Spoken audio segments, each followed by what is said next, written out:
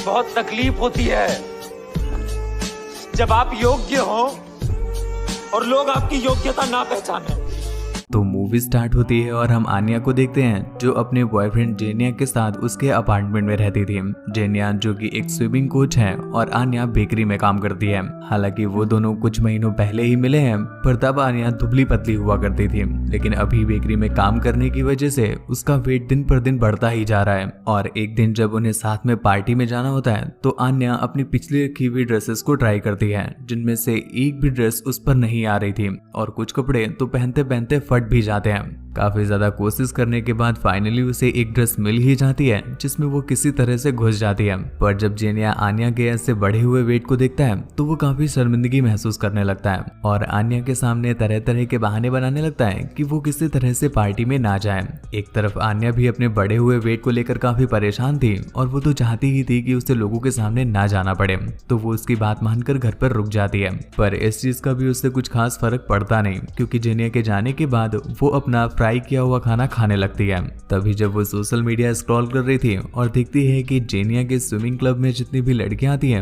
वो सब कितने स्लिम और फिट हैं, ये देखकर आन्या मन ही मन बुरा फील करने लगती है। तभी उसके सामने जेनिया की एक वीडियो प्ले होती है जिसमें जेनिया के बगल में एक बहुत ही सुंदर लड़की बैठी हुई थी, पर वो दोनों काफी ज्यादा करीब आ रहे थे और वो तो किस भी कर लेते हैं। ये देखकर आन्या को काफी बुरा लगता है, तो वो अपनी ड्रेस को वापस पहनकर पार्टी की तरफ भागती है और यहाँ पर वो देखती है कि जेनिया उसी लड़की के साथ लगा हुआ है। ये देखकर उसे जेलसी होने लगती है, तो वो उस लड़की को हटाकर खुद जेनिया के साथ डांस करने लगती है। और वो दोनों जब घर पर लौटकर वापस आते हैं तो आन्या जेनिया से पूछती है कि आखिर वो लड़की कौन है और वो उसे इतना चिपक कर डांस क्यों कर रहा था। जेनिया से भी अब तक रहा नहीं जा रहा था, तो वो उसे सब कुछ सच सच बता देता है कि अब वो आन्या के साथ नहीं रहना चाहता है, क्योंकि आन्या पहले से बहुत मोटी हो गई है और उसे शर्म आती है आन्या के साथ कहीं भी जाने में। इन सब बातों से बेचारी आन्या बहुत हर्ट हो गई थी कि तभी वहाँ पर एक मैरिड कपल आता है जो आन्या से पूछता है क्या वो प्रेग्नेंट है। ये बात सुनकर उसका बॉयफ्रेंड उसे ब्रेकअप करके वहां से चला जाता है। अगले सीन में वो रोते रोते अपनी माँ से मिलने जा रही थी, पर यहाँ पर जब वो अपनी माँ से मिलती है तो उनकी बातों से तो वो और भी टूट जाती है। अगले दिन उसकी फ्रेंड नताशा उसे मिलने के लिए बुलाती है और उसे बताती है कि जेनिया ने उसका सारा सामान मेरे घर भेज दिया है और जब तक तुम कोई अपार्टमेंट नहीं ढूंढ लेती तब तक तुम मेरे घर पर रह सकती हो। नताशा और उसका पति आन्या को खुश रखने की बहुत कोशिश करते हैं, पर वो लगातार रोती ही जा रही थी। उन्हें समझ नहीं आता कि वो आन्या को कैसे चुप करें कि तभी अगले दिन नताशा आन्या के पास आकर उसे अपनी एक फ्रेंड की कहानी सुनाती है जिसके साथ ठीक ऐसा ही हुआ था, पर उसने आन्या की तरह रोने से बेहतर समझा कि वो जिम जा करके अपना वेट घटाए और उसने बस 1 महीने में ही मॉडल जैसा फिगर पा लिया था, जिसके बाद तो उसका बॉयफ्रेंड उसके पीछे ही पड़ गया। वो हाथ जोड़ करके अपनी सारी गलतियों की माफी मांगता है और उसे वापस अपनी गर्लफ्रेंड बना लेता है। उसकी बातों से मोटिवेट होकर के लाइफ में पहली बार नताशा जिम जाती है, पर उसे जिम इक्विपमेंट्स का कुछ नॉलेज ही नहीं था, तो वो अजीब अजीब तरह से वर्कआउट करने लगती है। किसी तरह से अपना वर्कआउट सेशन कंप्लीट करने के बाद वो बाहर निकलती है, लेकिन उसने तो सारी मेहनत में पानी ही फेर दिया, क्योंकि वो एक रेस्टोरेंट में जाकर बर्गर खाने लगती है। नताशा भी इसी रेस्टोरेंट में काम करती थी और वो जब आन्या को ऐसा करते देखती है तो वो गुस्से में उसका खाना डस्टबिन में डाल देती है।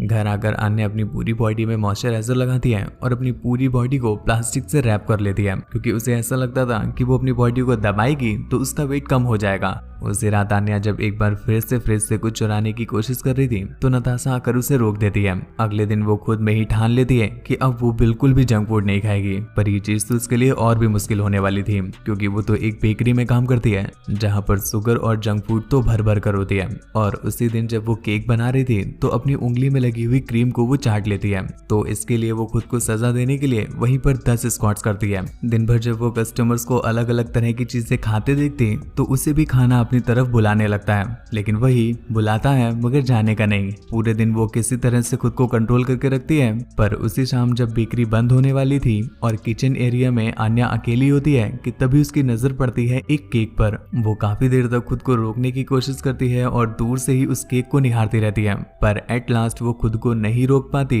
और आधा केक चट कर जाती है। तभी उसे ऐसा रियलाइज होता है कि शायद उसे खाने की कोई बीमारी हो गई है, तो वो इस बारे में जब गूगल पर सर्च करती है तो उसे अपने ही जैसे बहुत सारे लोग मिलते हैं जो आपस में मीटिंग करके अपने एक्सपीरियंस शेयर किया करते थे।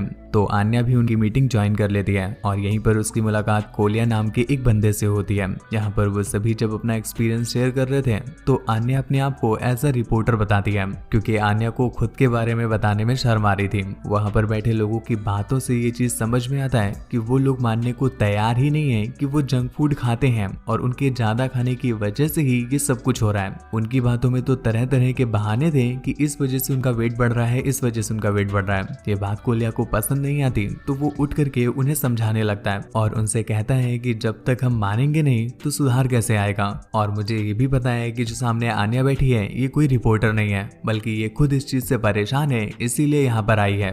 Вы толстая, вы बабушка тоже आन्या को जब समझ आता है कि उसकी पोल खुल रही है तो वो एक कॉल का बहाना बनाकर वहां से उठने लगती है, लेकिन कोलिया उसके पीछे पीछे आता है और उससे कहता है कि हमें साथ बैठकर बात करनी चाहिए, चलो हम लोग पास के रेस्टोरेंट में चलते हैं। आन्या ने जब खाने की बात सुनी तो वो चाह करके भी मना नहीं कर पाती और वो दोनों रेस्टोरेंट में जाकर बातें करने लगते हैं। कोलिया ने उसे आइडिया दिया कि अकेले वेट कम कर पाना उसके बस की बात नहीं है, तो ऐसा करते हैं कि हम दोनों ही एक दूसरे को वेट कम करने में सपोर्ट करते हैं। हम दोनों साथ मिलकर गोल बनाते हैं, साथ में वर्कआउट करते हैं और एक दूसरे से पूछ कर ही जंक फूड खाते हैं। जब ये सब कुछ हम साथ मिल करके करेंगे तो हम बहुत आसानी से कर पाएंगे। आन्या को उसकी कोई भी बात समझ में नहीं आ रही थी, पर फिर भी वो उसको हाँ कर देती है, ये सोच करके कि चलो करके देखते हैं, क्या पता कुछ फर्क पड़ ही जाए। जिसके अगले दिन से ही वो दोनों साथ में वर्कआउट करना स्टार्ट कर देते हैं और जैसे जैसे समय बीतता जा रहा था आन्या को भी अब ये करने में अच्छा लगने लगता है। और धीरे धीरे आन्या को ये बात भी समझ में आ जाती है कि कोलिया कोई बुरा लड़का नहीं है,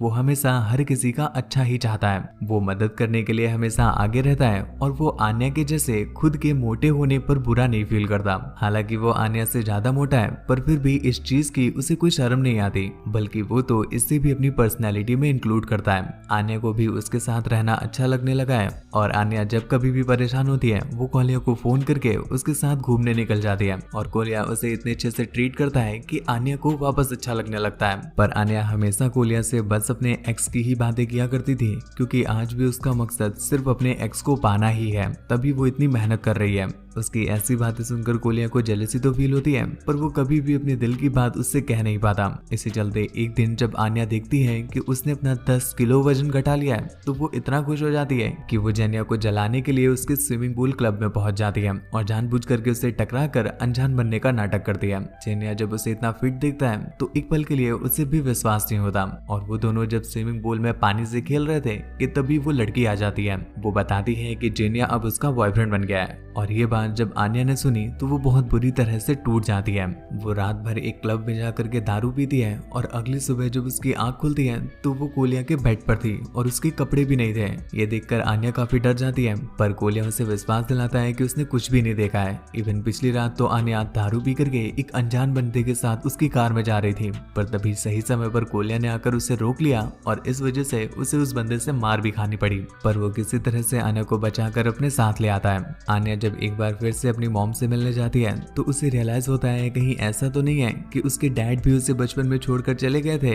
इस दुख की वजह से उसे जेनिया के जाने का दुख और भी ज्यादा फील हो रहा है, तो वो तुरंत ही अपने डैड से मिलने के लिए निकल जाती है। अब सफर काफी लंबा था तो वो अपने साथ कोलिया को भी ले लेती है। कोलिया को लगता है कि वो उसे अपना समवन स्पेशल मानती है, पर उसे नहीं पता था कि आन्या तो बस उसे अपना ड्राइवर समझ करके ले जा रही है। कुछ समय के बाद जब वो अपने पिता के सामने होती है तो उनसे पूछती है कि आखिरकार वो उसे बचपन में छोड़कर क्यों चले गए थे। उसके पिता उसे बताते हैं कि तुम्हें याद नहीं है, मैं तुमसे मिलने के लिए आया था पर तुमने ही मुझे भगा दिया था। उसी रात आन्या की गलती की वजह से पूरे घर में आग लग जाती है, तो इस पर उसके पिता उसे बहुत सुनाते हैं और गुस्से में आन्या भी उनके घर से वापस आ जाती है। जाने से पहले वो कोलिया को उसके नाक पर एक किस देती है और ये देखकर तो कोलिया की खुशी का ठिकाना ही नहीं रहता, जैसे मानो आज मैं ऊपर और आसमान नीचे। वो इतना खुश हो जाता है कि अपनी घड़ी बेच करके आन्या के लिए फूल खरीदता है, पर दूसरी तरफ जेनिया आन्या के पास आकर अपनी गलतियों की माफी मांगने लगता है और उसे कहता है कि अब मुझे मेरी गलतियों का रियलाइज हो गया है। आन्या भी उससे इतना खुश हो जाती है कि वो उसके साथ सारी हदें पार करने लगती है। उधर जब कोलिया घर पर पहुंचता है और वो उन्हें ये सब करते देखता है तो उसका दिल टूट जाता है। इधर जेनिया उससे कहता है कि अब तुम्हारे साथ रहने में मुझे मजा आ रहा है, क्योंकि पहले तुम कुछ ज्यादा ही मोटी हो गई थी। उसकी ऐसी बातें सुनकर आन्या को समझ में आता है कि वो बस उसकी बॉडी से प्यार करता है। कल को अगर वो एक बार फिर से मोटी हो गई तो वो उसका साथ छोड़ देगा। ये जानकर वो जेनिया को वहां से भगा देती है और शाम को कोलिया से मिलने जाती है, पर कोलिया उससे मिलने से मना कर देता है और कहता है कि अब हमारी फ्रेंडशिप का कोई वजूद नहीं है। तुमने वेट लॉस करने के लिए फ्रेंडशिप की थी और अब तुम्हारा वेट लॉस हो चुका है, तो तुम अपने रास्ते और मैं अपने रास्ते। अगले दिन आन्या के पिता आन्या से मिलने आते हैं और वो उससे अपनी पिछली रात की गलती के लिए माफी मांगते हैं। फिर आन्या यहाँ से निकलकर सीधा कोलिया के मैराथन में पहुंची और जब वो वहां पर उसे कोल्ड ड्रिंक पीता देखती है तो वो उसका कोल्ड ड्रिंक का कैन छीन कर नीचे फेंक देती है और उससे कहती है कि वेट अभी मेरा लूज हुआ है, तुम्हारा नहीं, तो अभी भी हमारी फ्रेंडशिप कंटिन्यू रहेगी। वो दोनों पूरा जी जान लगा करके मैराथन में भागते हैं और फाइनली रेस को जीत भी जाते हैं, जिसके बाद बड़ी हिम्मत करते हुए आखिरकार कोलिया अपने प्यार का इजहार कर ही देता है और आन्या को भी समझ में आ जाता है कि कोलिया उसकी बॉडी से नहीं बल्कि उसके दिल से प्यार करता है और उसकी बॉडी का शेप कैसा भी क्यों ना हो वो हमेशा उसे वैसे ही प्यार करेगा। और इसी के साथ ये मूवी यहीं पर एंड हो जाती है। तो दोस्तों सब्सक्राइब करना मैं आप पर छोड़ता हूँ, अगर आपका मन हो तो आप कर सकते हैं, वरना कोई बात नहीं, पर वीडियो को प्लीज एक लाइक कर दीजिएगा क्योंकि इसको करने में बस आपको 1 सेकंड लगेगा, लेकिन इसके पीछे हमारी पूरी 2 दिन की मेहनत होती है। मुझसे बात वगैरह करनी हो या मुझे देखना चाहते हैं तो आप इंस्टाग्राम पर आ सकते हैं। जय श्री राम।